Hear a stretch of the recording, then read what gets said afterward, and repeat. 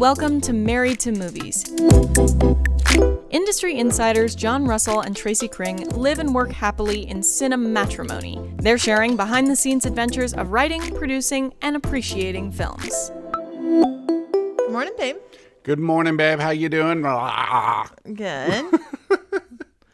For people who only listen to the podcast in audio, we were sticking our tongues out. We were. I don't know why. I don't know why, but you did it to me, so it seemed appropriate for me to return the favor. Okay. Someone pointed out recently, I said how cold it was in our house during the winter. Yes. And they said, oh, in the podcast, that's why your coffees are always steamy. I think our most anticipated movie of 2024 was Dune 2. Dune 2. We were excited. I mean, there are other movies that were very... not. Well, there are other movies that Tracy is much more excited to see than Dune 2. Twisters. You saw the trailer for Twisters. Uh-huh. Does it look as good as the original trailer for Twister to you? Does it as good as the trailer? Yes. Yeah, probably. Okay. It does not look like it's going to be as good a film. Mm-hmm. But whatever. Mm-hmm. It's a Twister.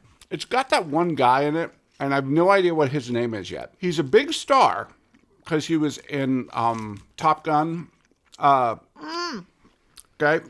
But I don't know his name yet. He's like the Iceman. Yes, but I the new don't Top know his Gun. name yet. It's like the other guy in Maverick. I don't really know his name either. I think maybe it's generational too. Mm. Like the guy who's like Goose's son. Yeah. Like I don't know that guy's name. Well, no, that's we did know his name though. Miles Teller. That was it. Miles Teller. Man, The Offer. If you haven't seen The Offer, Oh my God. what's your life like? Yeah, absolutely.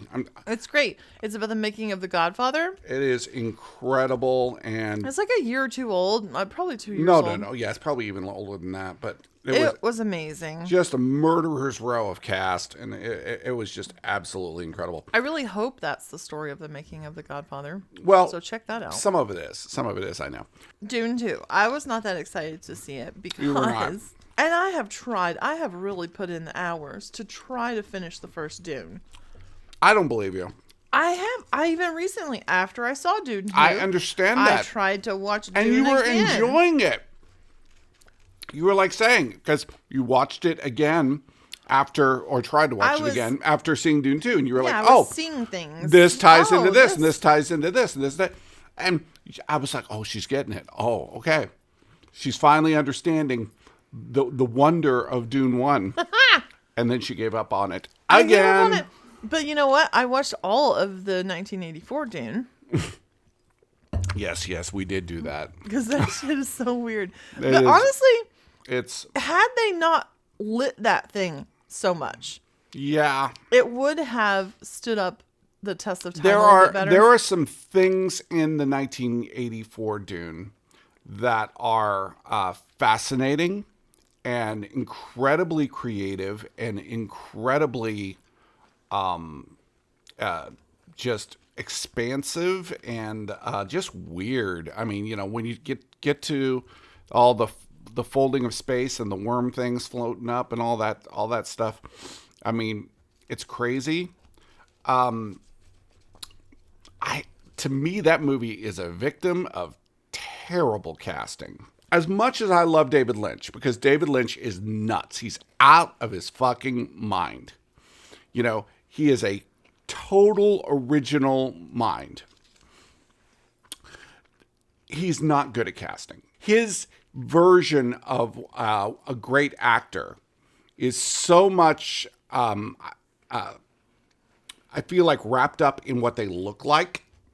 Okay. That he loses sometimes, performance, and I also think he loves a very affected feel to his films. You take something like Cry Baby or something like that. Very affected. Very affected. The lead in Twin Peaks. Yes, Kyle MacLachlan. No, he's in that too. He's in Dune too. Sheryl Lee. No, Sherilyn Fenn. Sherilyn Fenn. No. No, the one who plays the dead girl. Laura Palmer. She plays Laura Palmer. Yeah. She's not good. No. She's bad. No, she's not. They're sort of angelic. They have an aura about them. And I think that's kind of what David Lynch really is looking for, is aura.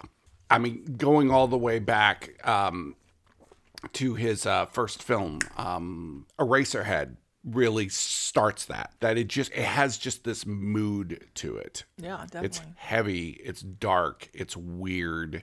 No, and the gravity of his films all tend to be the same.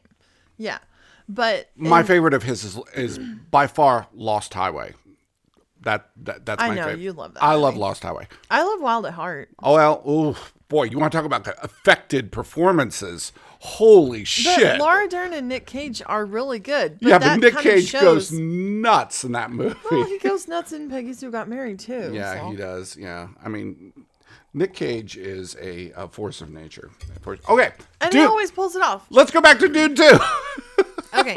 See the movie in RPX. We saw it, and it was like RPX, and it had rumble seats. I don't know if that's true of all RPX. I have no idea. Well, I think that's the point of RPX. Oh, okay, great. Yeah. Well, the rumbly seats, they really add like rail. I mean, they're picking up on all the bass elements, of course, in the mix, right. But they really add like this intensity like change the vibe of just watching it. And sometimes I was like, no, don't rumble. No, it feels like you're like watching a movie on a subway. It's like well, there's like two spots, one where he rides the worm for the first time, and another incredible when scene. They're shooting off atomic bombs basically. And I asked my friend, I was like, so in the rumble seats, right, during those two scenes, was the movie basically trying to give us an orgasm? Because that's a lot of rumbling in the seat area. I thought, well, this is going to change the game for chick flicks, Yeah.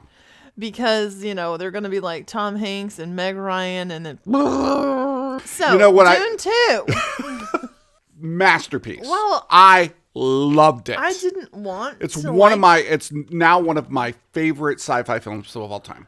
Dude, for sci-fi, I'm still like, is there actually a lot of story here? Because everybody always tells me there's a lot of story, but it doesn't feel like a lot of story. It feels like a lot of the same things happen over and over. It's about politics. It's about religion.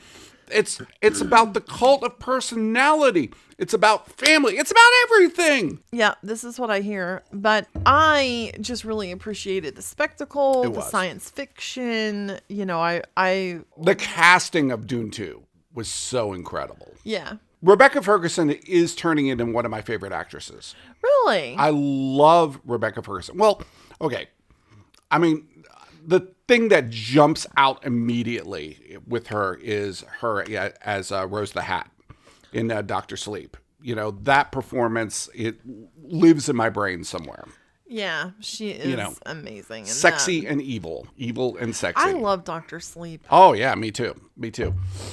And then she just is so interesting and so kind of weird and she's very, very funny in like interviews, and her character is like the most fucked up Madonna ever.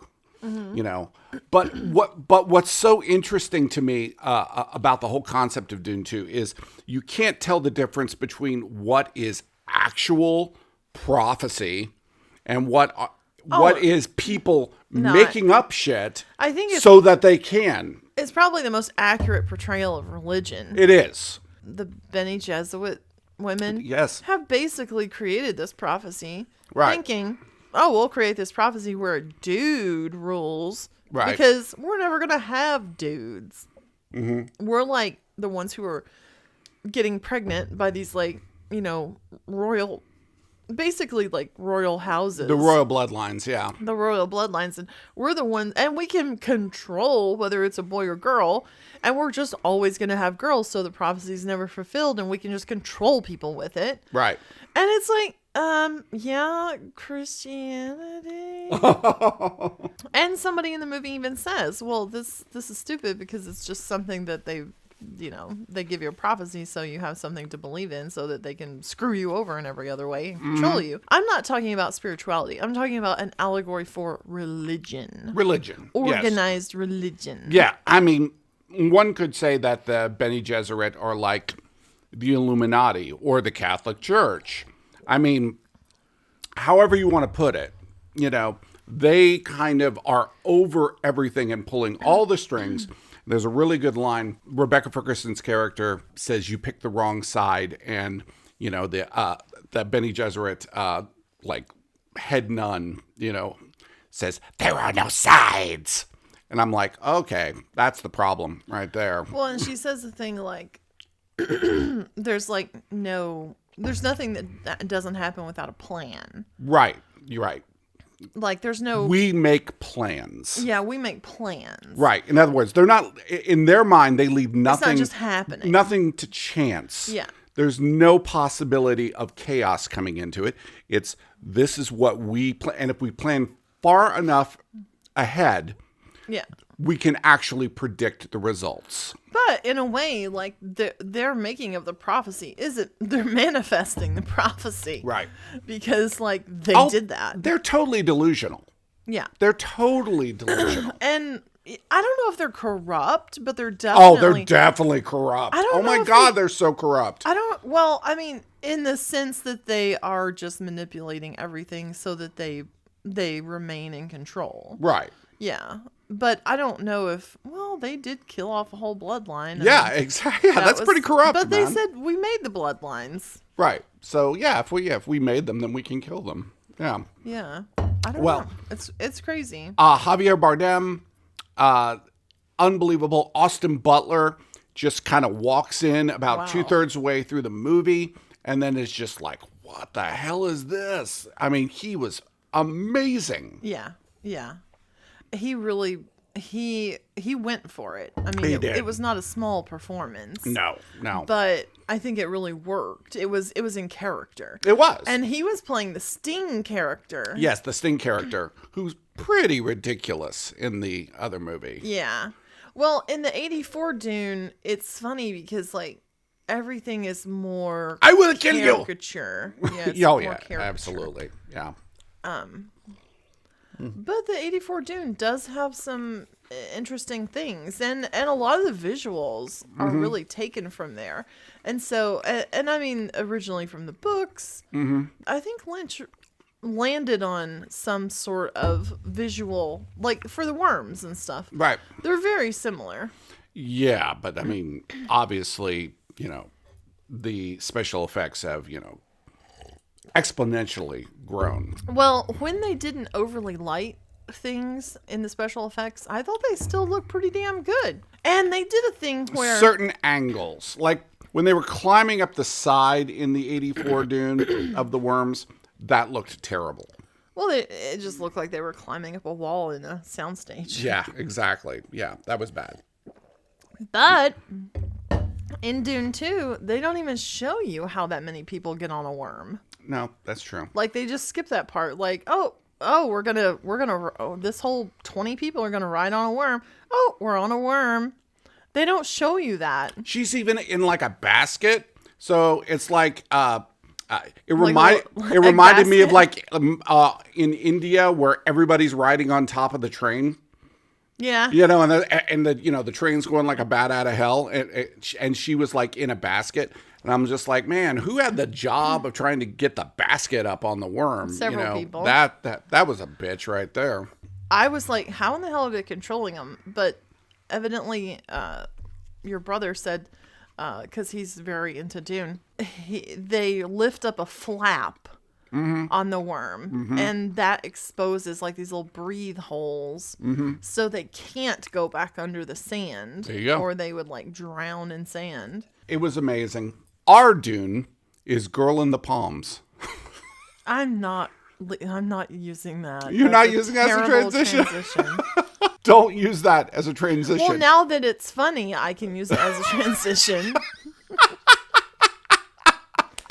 You know what makes it funny is your disdain, your disgust, the bile in your response. That's what made it funny. So Girl in the Palms comes out and, people are, excited about it and talking about it. And we're hearing back from people. We get a review. Yeah, Film Threat did a review. And I really don't care if reviews are good or bad because I made you watch my movie. So who cares? But they really pointed out a lot of the visuals. I mean, we shot some really beautiful things. In my opinion, if you're a cinematographer and if you've done a good job like in pre-pro and you found some really cool things to shoot, like what time of day you want to be there, right. Stuff like that, like show up to something beautiful and shoot it. And I've never even thought about this before, but hear me out here. That movie is probably the most Lynchian thing that we've ever made. Yeah, probably. Just the way that the characters are in their own little worlds. They're having their own little, adventures. And one of the films that was very much a inspiration was Spring Breakers. We really loved the Technicolor, the neon of Florida that Spring Breakers had. The part of Spring Breakers that I wasn't interested in emulating was sort of the crazy depravity, and boobs and guns and I like that part. Well, it's great for the movie. It's just not something that I'm going to be doing. But James Franco's best performance. James Franco can die tomorrow, and I will always love him for Spring Breakers. We were like, holy crap! Right. Film Threat's cool. Yeah, I know Film Threat. Yeah. Yeah, they're like they're like the Walmart of movie yeah, reviews. well, yeah, they do really big films, and then they do sort of a little bit medium-sized films. They don't usually do something as intimate and as small as our films. Something as independent and small as our films. Right. Yeah. Well, I get that, but I guess they did. But they said something funny. Girl in the Palms is a powerful testament to a female empowerment. Right. And it says it works well as such, despite being preachy in spots. Oh! It's on the nose enough that those who dislike that message will call it woke feminist propaganda. Oh, woke feminist propaganda, folks. Yes. The message, however, is crucial, and more of this kind of storytelling is needing until the tables are finally turned. I love it. Yeah. I love it. So if you're like, an asshole guy, this might make you mad because it's going to say, hey, guess what? You're acting like an asshole. You're an asshole. Yes. Right. But no, if it comes off like woke feminist propaganda, I'm really proud of that. No, I am so happy. I'm proud of about that. The reviewer says, at the core, this is a fully human story of grief, healing, learning, and repairing mistakes made in the past. That's Luna beautiful. Is a young woman on the cusp of embracing her identity and moving into the world with power. The appeal is universal. Oh. Cheers. Hell yeah. Cheers. Cheers. Cheers. Yes. We did that. I want to remind people, like, this film is out in the world. People are buying it. It's on Amazon Prime. It's on Vudu. And it's on Film Threat. But remember, Apple TV. John crying on the front porch. Weeping. Because he lost the funding for another film. Yes. Okay, so... I care about this shit, folks! No, but I just want to say, like, that's really important to remember. Yes. That even in those times where you're just like, my life has fallen apart. I'm taking my pill. Like, the things that you start to put your energy to, the things that you're creating are the things that you're going to be able to sit here and feel really great because you got an awesome review. That's true. That's true. It came out of that. It did. The creation process is, for me, it's such a process of like renewal. It's like nutrients to my soul. Yesterday I was, Tracy was like, "Hey, are you gonna work on that web series again?" Hey, do you remember you were gonna you were gonna do that web series? You remember you said you were gonna do that? Well, That, and Tracy has to do that with me sometimes to get me to actually sit down in front of the blank computer and start writing again. And it was wonderful. It was a wonderful, feeling of renewal to get back into that. Well, the thing that I want to see us work harder on is not needing prompting and living in that state of renewal more, like all the time. It's true. I don't know what it is. I mean, do you still feel like we're descended from apes, but sometimes it feels more like we're descended from frogs. And a frog will sit there until you poke it with a stick, and then it will move. Like when you're sitting there writing and it feels great and it's all coming out of you. Right. And then you stop and you walk away and you turn back into a frog. Mm-hmm. What is the thing that turns you into a frog? Like, what is really there?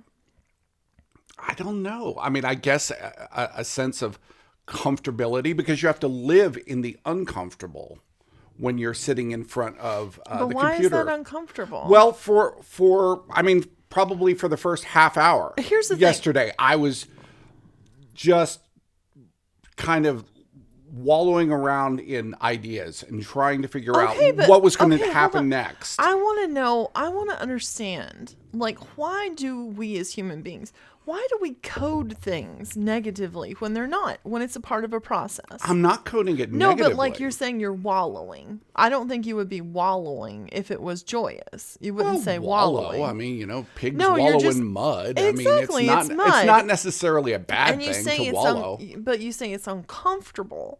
Okay, but really, what is it though? Because discomfort is something you would feel like if you're very hot or if you're very cold, you might feel uncomfortable. If there's something going on with you physically, you're talking to someone, that frightens you and it makes you uncomfortable and sweaty. Right. These are feelings of uncomfortable. Right. But like, what are you really feeling? Mm-hmm. Are you calling it uncomfortable? Because it might just be unsure. Sure.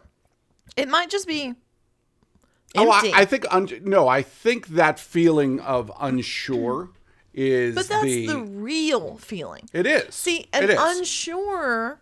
You're also unsure if what you're writing is any good. Well, and you can look at so we went from uncomfortable. We unpacked uncomfortable to be really unsure. Mm-hmm. You're unsure if anything that you're going to come up with is going to be worth anything. Right. Okay? You're unsure. That's not a physically negative uncomfortable situation. It's not just that you're unsure of that what you are going to write is going to be any good. You're also unsure of what you are writing and what you have written is going to be any good. Okay, great. Right. Great. So, but what I'm saying is when you go from something that creates a physical reaction in your mind, uncomfortable, that's a physical sensation.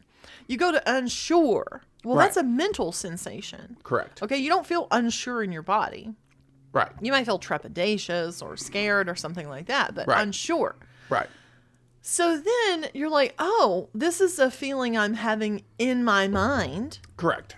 That means what? I'm creating it. Of course. If it's in my mind and it's not a cup or it's not a table, right, I'm the one creating it. Right. So I'm creating unsure. So what if I say, guess what? I don't give a fuck.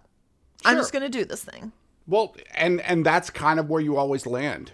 Right. But I'm just saying, like, can we as human beings can we land start at being I don't accurate? Can we land at I don't give a fuck before we're actually sitting in front of the screen? Take a minute. Actually, don't just say to yourself like, "Oh, I'm tired," or "Oh, I'm scared." Are you? Is there a tiger behind you? Are you actually experiencing scared, or are you experiencing a more nuanced thing? Mm-hmm. And if you are, can you acknowledge that you're creating it? Right. And if you're creating it, can you not do that anymore? Yeah, I think that's and true. can we just get to something, get that stuff out of the way faster? It's important to acknowledge it. Yeah, sure. I have no idea if what I'm about to do is even worth the time I'm going to take to do it. That's great. You can acknowledge that, but it doesn't have to create a withholding. I like what you say. I would like to subscribe to your pamphlet. Well, it's not a pamphlet. Eventually I do want to have my own cult. I love it. Let's do it. Absolutely. I think the closest thing we're ever going to get to Dune in our career and in our lives is someday, Lord willing, the movie Origan gets made. Yes. And let's get to the edit of Origan. Yeah, this is part 9. Part 9. Oh man. Part 9. Something that I am always excited about is that whenever you get to double digits, because once you get to double digits, You're probably never you're going to get never out going to of get out of them.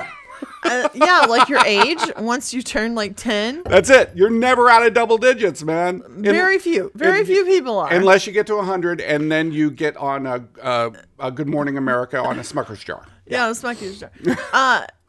I remember whenever we were making films and it was like we had finished 9 and we were going into 10 and you said double digits. Double digits. We're never going to get out of double digits. Never going to get out of them. No. And it was like, now we're in like 20 something. Yes. And. Well, 20 of our own. I mean, if you think about all the other films for other people. We might get into double digits in that regard. No, I still don't think we're going to get into triple digits, but we're not triple. We're probably in 60 or 70, different film projects we work with other people, but 20 of our own. Yeah. All right. Well, let's get to it. Interior, Emmeline's room night. Emmeline and her sister are laying on her bed looking at Origan brand clothing on her tablet. Bettina. Oh, God. This is hideous. Who wants clothes with this stupid logo all over them? Here, you can have this. Bettina hands Emmeline the gift card. Emmeline, he gave me the components. Well, I don't want it. I don't want it either. Maybe Robbie wants it. She picks him up. Can we teach him to shop? Emmeline, yeah. You think they'll let me bring him? Where? Space. You want to go? I want to find a new planet with nothing but robots. I'd be the first person to talk to them. I'd walk right up to them and say, I'm Emmeline Ride from Earth. That's right. You would. Have you told Mom and Dad that? That would make them sad. Don't you think keeping you from something you want would make them sad too? I don't know how to think about that. If you really want them to know how you feel, I'll help you. But is this really what you want? It's what I've always wanted. Bettina shuts the door of the bedroom, and we can see their shadows underneath the door moving around. Interior, Ride's kitchen day. The entire Ride family is sitting down together for breakfast. They have a hodgepodge of odd dishware and silverware because most of what they own is packed up. They're having cereal, eggs, and frozen waffles. Jeff, do we have any hot sauce? Grace, in a box. Bettina, I really need you to help your sister this weekend to pack up her room. Emmeline, we're very much leaving. First thing Monday. We have to be ready. Bettina, sure, Mom. Whatever you say. Jeff, I think we should try and get one more family swim in today before I have to close up the pool. Grace, I don't know if we have the time. Jeff, might be our last pool. Grace, okay, we'll make it work. Emmeline, I used jelly on my waffle because the syrup is packed away. Jeff, that's a great idea. Jelly waffles it is. Bettina, don't eat it all. I want some too. After breakfast, Emmy and I have a surprise. Grace, if we're going to get in a swim too, we really have to get to work, guys. Bettina, we promise it won't be long. The family finishes their breakfast in grand spirits. All right. We're on, what, page 29? Yeah, I think so. 29:30.